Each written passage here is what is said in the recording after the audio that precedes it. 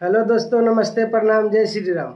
मैं सिंगर मुकेश मारुति आप लोग से कुछ बात करना चाहता हूँ। उससे पहले एक वीडियो देखिए। अभी छपरा में जो उम्मीदवार आए, पता नहीं कहाँ से आए हैं, पता नहीं कहाँ से आए हैं, पता नहीं कहाँ से आ जाते हैं। खेसारी लाल यादव कोई नदी नाला से उठकर नहीं आया है। यही बात आपका तो हमें लग गया। छपरा में आपको कौन जानता है? आपको वोट सिर्फ मोदी जी के नाम पे मिलता है। छपरा में भी आपको कोई नहीं जानता है। मैं बीजेपी को वोट देता हूँ और दिल से सपोर्ट करता हूँ, लेकिन आपके जैसा नेता की वजह से ही बीजेपी को बदनाम किया जाता है। खेसारी लाल यादव को पूरा भारत जानता है, छपरा में कौन जानता है आपको?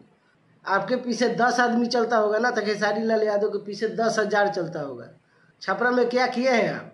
मरहावड़ा का रेल इंजन कारखाना में से जो कंपनी चला गया, जाती नहीं जाती।